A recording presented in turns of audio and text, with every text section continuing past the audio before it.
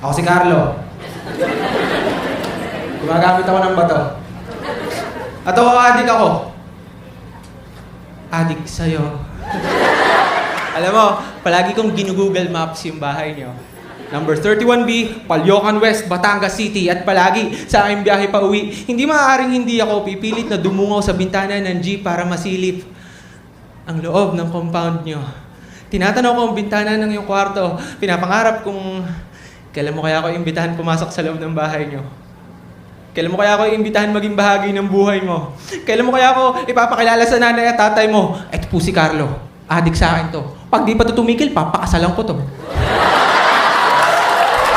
Ako yung bodyguard na hindi bayad. Yung Anghel de la Guardia hindi nakakalipad. Ako ang pinakamasidhimong fan. Mala House Speaker Pantaleon Alvarez kay Duterte. Kahit mali na, susundan. Ako ang anino mo sa school, sa gym, sa public library, sa church, sa mall, ultimo, sa pag-grocery. Sarap siguro ikwento sa mga magiging apo natin to, no? Kung paano nagsimula tayo sa pagsasalisihan sa mga pasilyo ng surf, breeze at tide. Hanggang nauwi tayo sa You May Now Kiss the Bride. Pero sa tuwing mapapalapit ang pag-orbit ko sa'yo ng kahit ilang metro, may malakas kang gravity na humihila ng milyong-milyong asteroids at bumabagsak sila sa utak ko. Winawasak ang aking pagiging kalmado. Napapraning ako. Paano pag ganito? Para pag sinabi mo to? Para pag tinanong mo kung ako nga yung naglalagay ng Graham ball sa bag mo? Ganun lang talaga kasi sinasamba kita kaya kailangan may alay. Para pag tinawagan mo yung cellphone number na palagi nagte-text sa'yo ng kung ano-ano. Halimbawa, I think I shall never see a line as lovely as the line where the sky meets the sea. Until I saw your kilay. Para pag tinawagan mo yung cellphone number na palagi nagte-text sa'yo ng kung ano-ano at nag-ring yung cellphone ko sa harap mo. Paano kapag yung nabisto na punong-puno ng mga saved images mula sa Facebook profile mo ang memory card ko? Paano pag ganito? Para pag sinabi mo ito? Para pag... Pasensya, hindi ko naman motibo matakot ka sa mga text, sulat, saraha, at watataps na natatanggap mo mula sa akin. Hindi naman para maging sakit ako ng ulo mo o maging sanhi ng di pagtulog mo. Kaya ko lang naman ginagawa lahat ng to para maramdaman mong palagi may nagbibigay halaga sa'yo. Na sa malupit na mundong ito ay may isang ako, isang anino na bumabagtas sa bawat landas na nilalakaran mo at hindi ka papayagan masaktan. Kahit ikaw, sinasaktan mo ko. Oo, sinasaktan mo ko sa mga pagwawalang kibo, sa mga pagsasawalang bahala. Hindi porke sanay ka na hindi sa akin mag-reply, ay sanay na rin ako na hindi maghintay. At akala mo, hindi ko nakikita na yung mga love letter kong pinaghihirapan, dinidiretso mo lang sa basurahan. Sayang naman yung lettering. Alam mo, minsan nilagay ko na lang doon, alamat ng saging, total, alam ko namang hindi mo rin babasahin.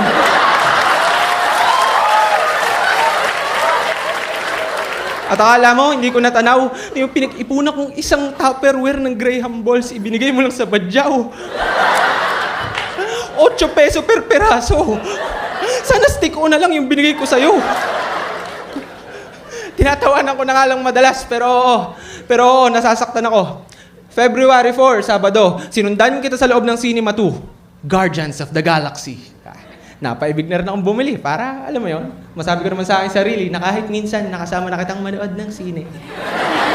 Kahit di tayo magkatabi, pumwesto ko sa silila eksakto sa likuran mo at nang naamoy ko ang malapi awards box sa patalastas ng downy na halimuyak ng mga bulaklak na bumabalot sa iyo, may kung anong baliw na ideya. Yung anit ko ay bumuka at parang cartoons may lumabas na bumbilya. Ting!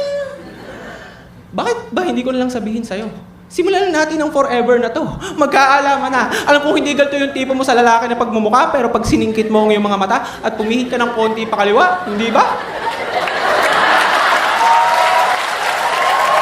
Hindi ba medyo Daniel Padilla?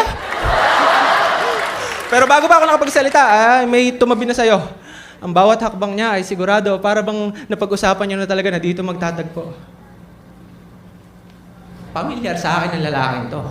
Parang kasama siya sa top 20 names ng mga lalaking itutumba ko. Ito yung mga fuckboy na palaging pinupusuan yung DP mo. Habang ang mga bida sa pelikula ay tinatangkang ang kalawakan nila isalba. Ay tinatangka kong magkaroon ng tapang habang ang aking kalawakan ay sinasakop ng iba. Hindi ba ito sakop ng anti-piracy law?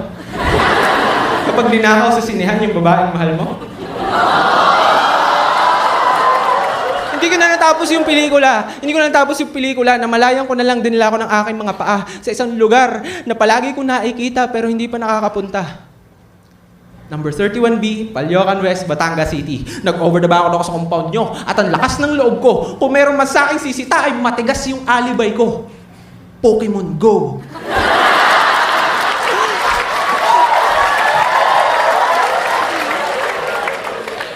Sa impact na nga yung pagbagsak ay may kung anong humigpit na tornilyo. Hindi mo naman kailangan mauntog para matauhan. Minsan sapat nang mahulog sa taas na 4 na metro. Sa puntong yon, ko napagtanto na ang tanga-tanga ko. Ang dami-daming isda sa karagatan, ba't nagpapaka-spicy sardines ako sa'yo? Bakit ako naging isang Ash na na-stuck sa isang Pikachu? Ang dami-dami kong pagpipilian pero palaging I choose you. Ang sayang lang ang effort, ang oras, ang 5 piso araw-araw na pag-Gatsby walks ko. Ilang legendary Pokemon na kaya nakalampas sa akin kakasunod-sunod ko sa'yo. Kailangan ko maghabol. I gotta catch them all. At dito nagsisimula ang kwento ng pagka-addict ko sa bato at ng pagre-rehab ng sarili ko mula sa pagkahibang sa'yo. So nagpaikot-ikot ako sa paligid-ligid ng bahay nyo. Selfie, ganyan. Check ko yung mga pinto at natuklasan ko na bukas yung bintana ng banyo ninyo. At may nakapatong na bato, yung panghilod. Kinuha ko to. Remembrance, souvenir, memento, kontento na ako dito. Hindi ko man nakuha yung puso mo, nakuha ko naman yung panghilod mo.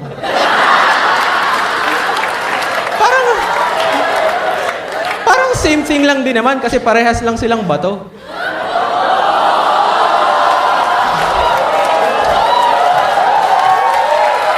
Kinakabahan lang talaga ako kapag gumagamit ako. Kasi bukod sa posibilidad na sa tatay mo pala to. Ang talagang punto nitong tula ay kung gaano kadali ang mapagkamalan sa mga panahong ito. Ako si Carlo, gumagamit ako ng bato. Ang tanging hiling ko, pag isang araw lumabas sa balita na tagpuan ang duguan kong katawang nakabulagta, hindi ka manahimik, magkibit balikat o mag-iwas ng mata. Dahil kung masakit na nga ang magmahal ng isang tao na hindi ka gusto, baby, mas masakit ang mamatay sa isang bayang walang pakialam sa'yo.